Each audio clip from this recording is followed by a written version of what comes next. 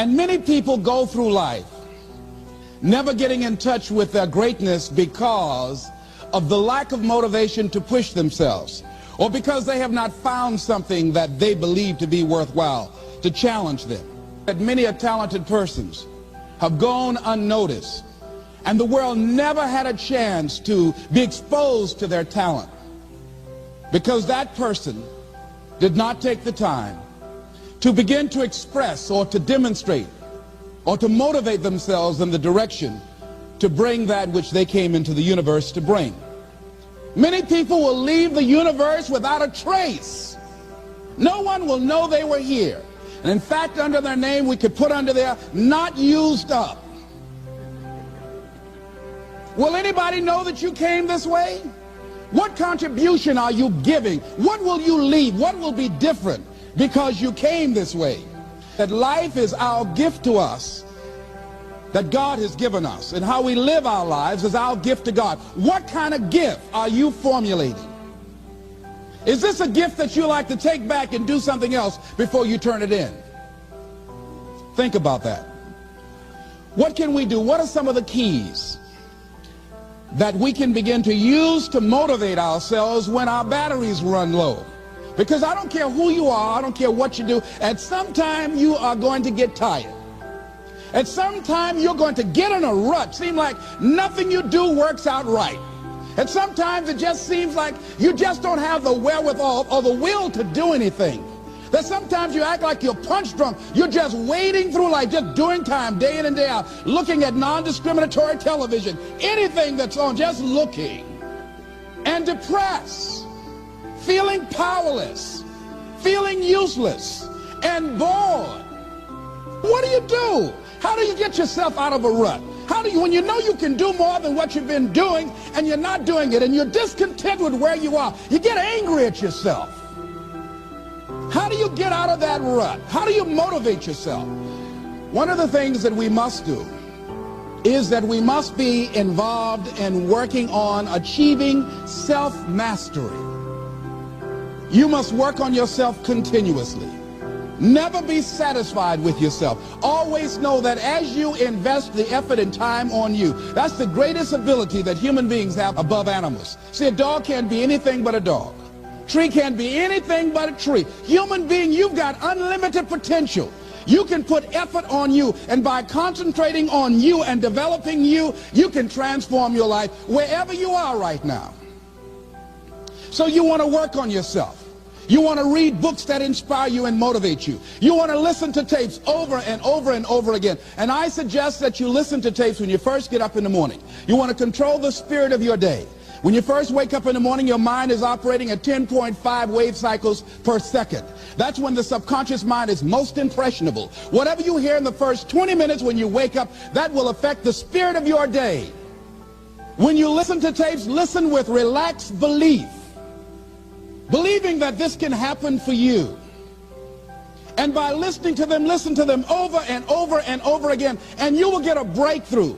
You can listen to the same tape for months, and all of a sudden you hear something you never heard before. It have a special meaning for you. Or read the same book over again, and you find some special insight. You said, I can't believe I didn't see that the first time. So you want to be involved in developing yourself. Most people won't do that. Most people won't take that kind of effort and invest that kind of energy in themselves, because they will fall prey to that conversation within. Oh, don't do that. You don't have time. You're too busy. You're too caught up in the rat race. Most people won't do that. Well, they won't take time to go to lectures. They won't take time to go to seminars. They won't take time to go to classes to improve themselves. And as you continue to work on yourself, you will begin to expand your vision of yourself. You begin to work towards self-mastery. And you will begin to see it reflect itself in all the dimensions of your life, your mental life, your physical life, your social life, in your relationships, your monetary life. So concentrate on developing yourself. Because if you don't, I guarantee you that you will make a settlement. And most people have. And most of us already have.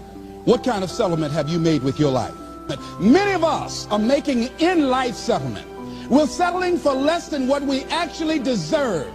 We don't feel good about it, but we make it work in our minds. We'll come up with some kind of excuse to make it all right. What kind of settlement have you made with your life?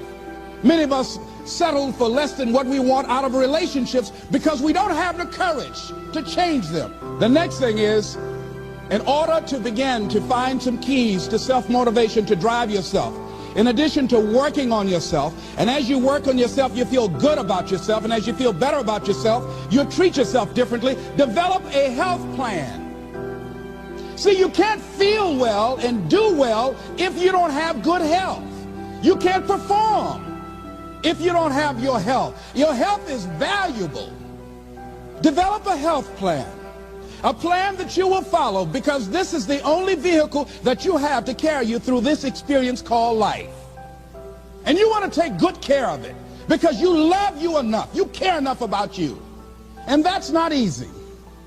It is not easy having a health plan and sticking to it. But you're worth it doing it again and again and again. Next thing is, as you take care of yourself, the next key is keys to motivation, to self-motivation. You want to live life with energy and passion. You want to make a conscious effort to be lively. See, in life, you either saying hello or goodbye. You either on the way or in the way. You want to be happy. You got a lot to be thankful for. But you watch some of the faces around you every day. And I tell you, some of these faces, they will put you in a depressed state of mind. So you want to avoid these kind of faces. When you see them coming, turn your head.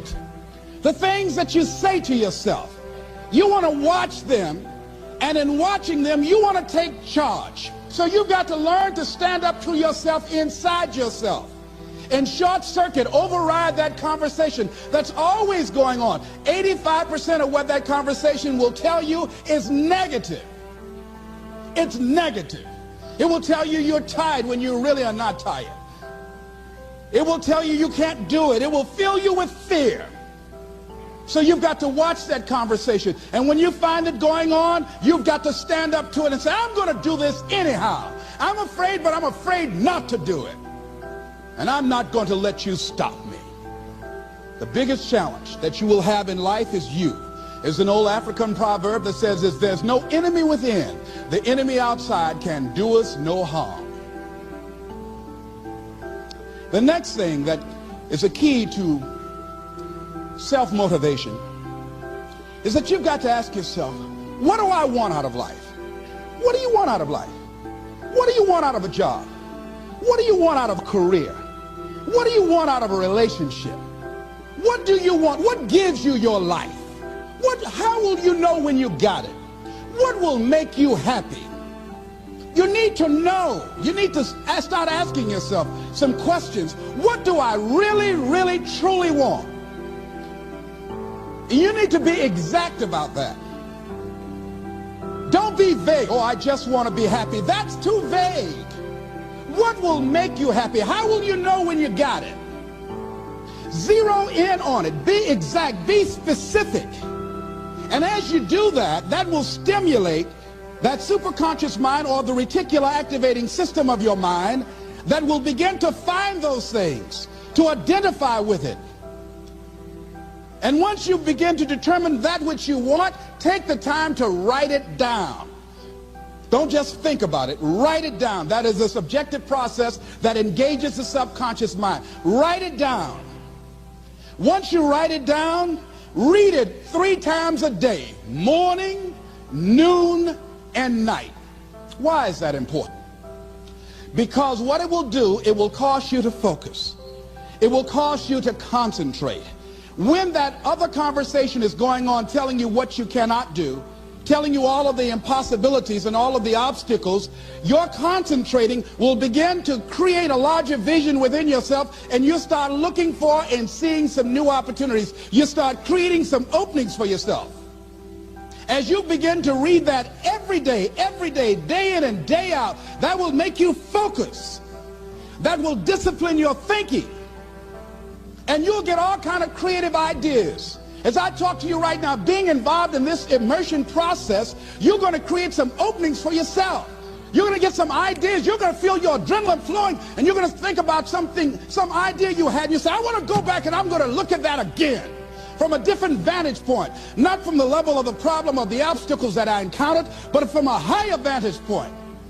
Because what you will begin to see and to know as I talk to the higher consciousness within you, that you are powerful, that you are a miracle worker. And that inner conversation has conditioned you to believe that you are not. And as you begin to discover the truth of who you are, whatever challenge that you're facing in life, and if you're living, you're facing some challenge, you'll begin to know that you're powerful and that you're a miracle maker.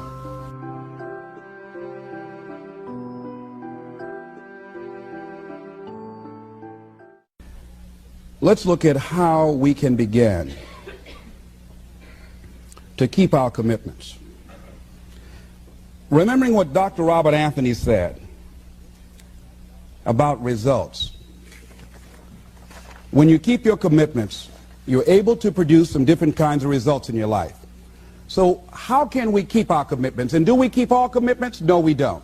You will not be at 100%. However, you will have a greater percentage rate of maintaining your commitments to yourself, whatever those things might be. If it's going into business, if it's changing a habit that you know that works against you, if it's overcoming self-destructive behavior, if it's retraining your thinking, if it's reinventing yourself, if it's trying to begin to design your relationship differently, all of us have the possibility, by focusing and really harnessing our attention and concentrating on it, we really have available to us the power to honor our commitments in those particular areas. So number one, make it priority. See, no one would go get on an airplane if you thought your chances of getting there to your destination were as good as your luggage. Am I correct? See, and I say the reason that you will reach your destination more times than your luggage will is because the airline, and I'm glad that they do, has made it a priority to move the human beings from one point to the other safely. Not send you off to Boston or someplace with your luggage. So I'm not really upset when my luggage doesn't show up. I'm glad they delivered me, because they've made me a priority. See, they have made delivering you to your destination important. So if you want to honor your commitment, whatever you decide that you're going to do, make sure you make it important. Make sure it is priority. Keep it before you. The other thing is, whatever that you want to do, whatever you want to begin to create and beginning to manifest your greatness and strengthening your level of commitment, and it's really exercising your will. Find something that you want to do on your goal, one action step, but make sure it stretches you, that it challenges you, but it's doable, that you can do it. This year I decided that I was going to exercise. So I started out doing just 10 setups and 10 push-ups. I know I can do that and not get upset about it. I can do that without thinking. So I started out small. Now I'm up to 50, but if I try to do 50 starting out, I wouldn't still be doing it. So I started doing it in manageable segments. Do that, and that strengthens your will. So my commitment now is strengthened and fortified by the activity of actually doing it. So now I can expand and build from there. When I decided to begin to manage my money differently, and I started saving 5% of my money, then I increased it to 10%, then to 15%. So now I have disciplined myself to live off 75% of my income. I took discipline to do that, but I started watching how I was spending my money. I started keeping a log and following myself. So you want to begin to find something that is manageable, that you know that you can do. The next thing, in beginning to keep your commitments to yourself, have some friends that will hold you accountable, that won't let you off the hook, that won't tolerate anything less than the best from you. People that will support you in this new way of being, in this new state of consciousness. The other thing is important is have a contingency plan. See, many times when you make a commitment to do something, there are some other variables that will happen that you can't control or you perhaps did not think about. So you want to have some other plans going on. You want to become creative. See, most people don't keep their commitments because when something goes wrong, they just stop. They don't have a contingency plan. So they don't know what to do next. Start being creative. If you challenge yourself, many times we say, I don't know what to do, and I always ask myself, but if you did know what to do, Les, what will it be? That activates another part of my mind. I start thinking about the possibilities and just experimenting. But many of us just stop dead in our tracks. I don't know what to do. You do know what to do. You've got genius in you. Challenge yourself, push yourself, make yourself come up with something. Use your imagination. And what you will find is that you know more than you realize that you know. That you're more creative and more resourceful than you realize that you are. And as you do that, the more you do it, the easier it will become. At first, it's going to be a struggle.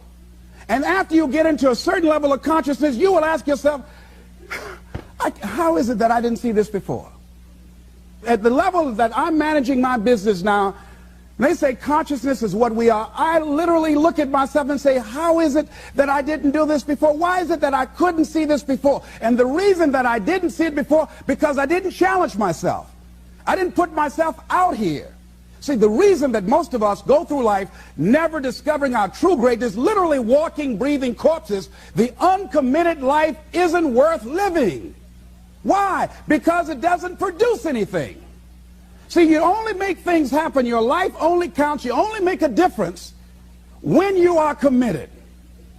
When you make a commitment with your life. That's the people that make a commitment with their lives. The people that make a commitment to their customers. The people that make a commitment to their families, to their relationships, are the people that make the greatest impact in life.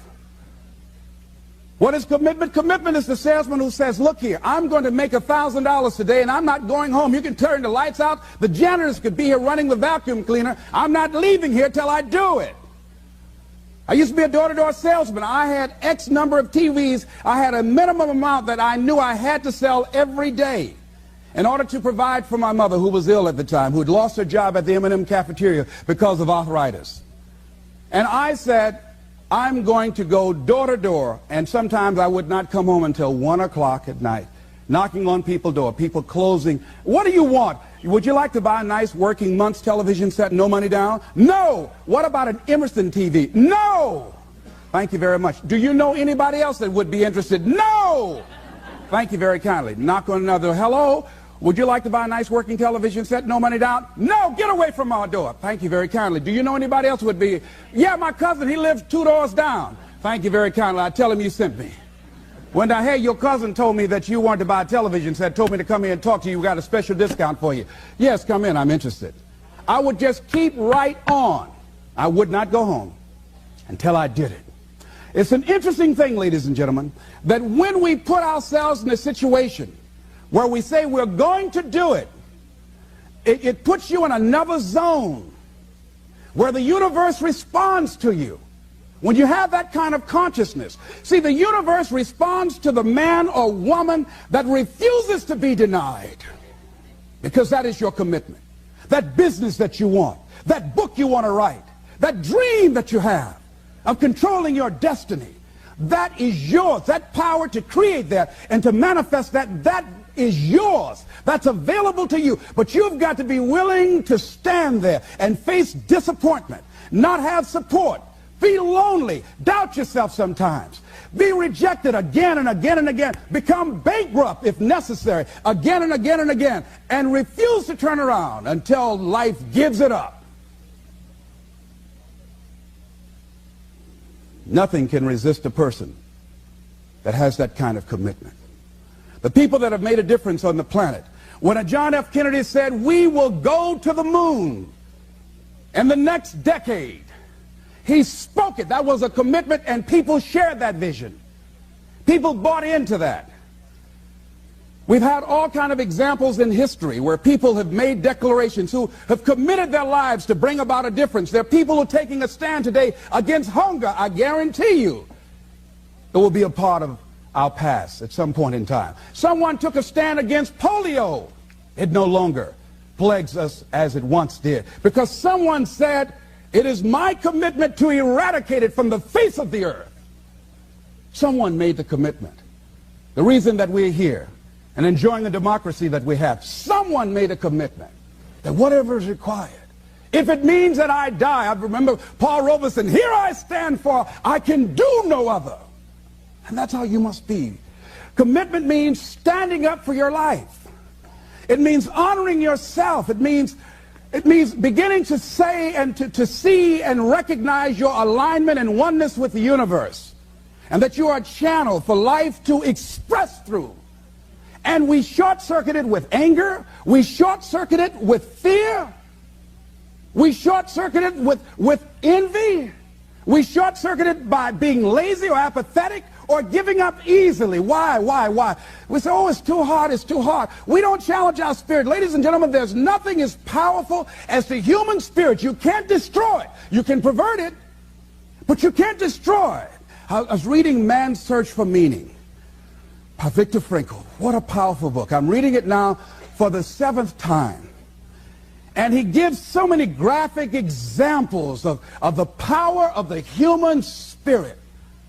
And so what are some of the things that can fortify us and give us the kind of inner strength that will allow us to forward ourselves into the future by manifesting our commitments? Number one, commitment means in some cases going back to school, getting some training, sitting up in classes with people younger than you, putting yourself in a position where you don't know and that is awkward and uncomfortable, but because of your commitment to develop yourself or to go back to school to get a high school diploma or to get a college degree, that it doesn't matter, feeling dumb and saying, what am I doing here, sitting up in some boring class?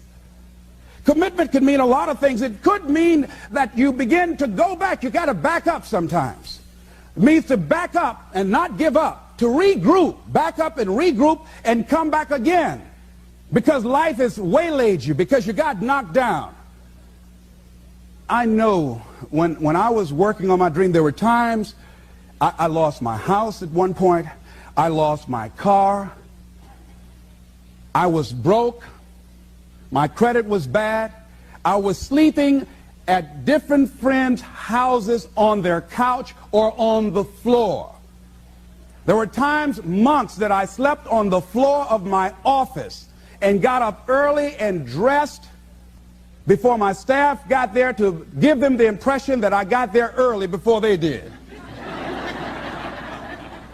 And we all pretend not to know what we knew, that the boss was staying in the office. So we never talked about it. But I refuse to give up on my dream. And what happened? They say, you know, in the prosperous years, you put it in your pocket. In the lean years, you put it in your heart. It makes me appreciate it even more. Even more. I wouldn't trade it. I wouldn't trade it for anything. The disappointment, the pain that I've gone through by keeping the commitment. Keeping the commitments that you have might mean taking a stand that's unpopular. Something was said one time. When you take a position, it says cowardice asks the question, is it safe? Politics asks the question, is it popular? But conscience or commitment asks the question, is it right? And see, most people rather operate from the first two. Is it safe for me to take this position? I remember when I was a state legislator, I saw guys and women who believed in legislation very strongly, but because the Speaker of the House said, we won't go with that, they backed down. And they felt bad about it. They wouldn't take the position because they didn't want the Speaker of the House to be angry at them. They wanted to be all right with all of the rest of our colleagues. See, it takes a great deal of strong courage and commitment on your part to step out a line. Henry David Thoreau says, if a man doesn't keep pace with his companions, perhaps he's listening to the beat of a different drummer. Let him dance to the music that he hears, however measured or far apart. When you are committed, you're dancing to the beat of a different drummer. Don't expect people to understand you. Don't expect it to make sense to anybody why you've got to do this. Why you have got to go. Why you leave. This is a good job. I'm going. They pay you well. I'm going. You just a few years from retirement. I'm going. Why? I don't understand. You don't have to. Here's what I suggest. Number one, that does happen. So take total responsibility for it. Just own it. Don't make any excuses on why you gave in, or why you didn't come through. Just own it and face the flak, whatever it is, and stand up inside yourself. Next thing is, assess the situation. How did you get here? What happened that you broke down, that you had a breakdown and you surrendered? What happened? What was going on? See, when I used to go on a diet, and I no longer do that, I've made a commitment to a healthy lifestyle. I used to eat up until 12 midnight on Sunday. Anything that wasn't moving. And on Monday, I would get up and eat a fruit, get a light fruit breakfast, and for lunchtime, I would fix some broiled chicken and meticulously peel the skin off and eat the chicken, and then eat the skin.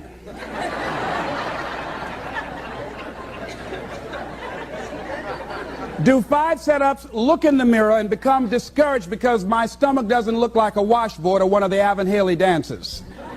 And I say, what the use? And then I go to the refrigerator and eat food cold standing right there in the refrigerator. So when I evaluated where I broke down, I realized I can't have junk food in the house. So I changed my route. I stopped taking people to lunch or to dinner because I couldn't sit there and watch them eat. When I had to go someplace and speak and they were eating, I said, call me downstairs when it's time for me to speak, because if I sit at the table looking at them, the food's going to call my name. And I know this. So I had to begin to make sure that I wasn't putting myself in a position where I would give up on my commitment. Am I making sense to you? Yes. So I began to strategize around avoiding situations where I knew that I was going to become weak. Another thing I do when I don't keep my commitment, I either deny myself something or I do a trade-off. If a glazed donut takes advantage of me, then I require myself to do an extra 25 setups. Or I walk for an extra 15 or 20 minutes because I got a hammerlock on my head and say, come on over here. So you might have to deny yourself something or do a trade-off. Do something that will offset it. The other thing is, start again.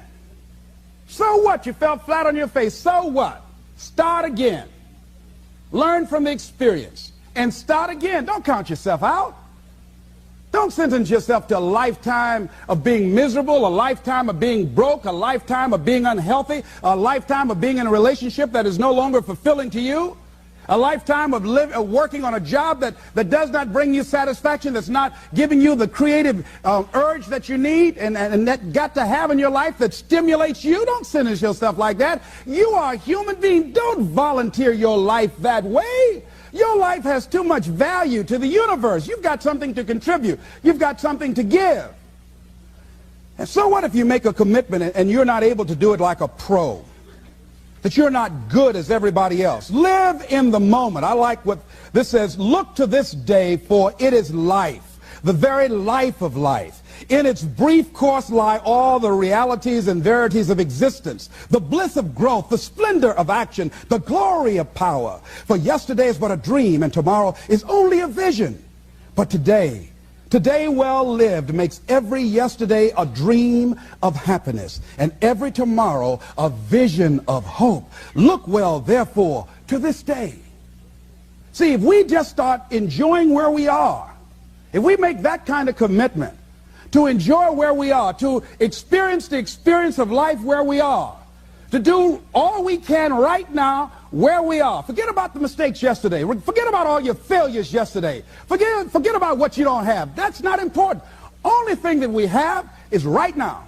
Right now, right now. And I say that life is calling on you to call forth on that. The optimists, which I think one of the most positive groups in the world, they have something called the Optimist Creed, and I like, it says promise yourself. I changed it to commit yourself, because I think that commitment has more power than promise. It says commit yourself to be so strong that nothing can disturb your peace of mind, to talk health, happiness, and prosperity to every person you meet, to make all your friends feel that there is something in them, to look at the sunny side of everything and make your optimism come true, to think only of the best, to work only for the best, and expect only the best, To be just as enthusiastic about the success of others as you are about your own. To forget the mistakes of the past and press on to the greater achievements of the future. To wear cheerful countenance at all times and give every living creature you meet a smile. To give so much time to the improvement of yourself that you have no time to criticize others. To be too large for worry, too noble for anger, too strong for fear, and too happy to permit the presence of trouble. Commit yourself to these things. Isn't that powerful? What a commitment to make with your life. Commit yourself to stretch, to get outside of your comfort zone and not be concerned about what people think about you, because they're thinking it anyhow.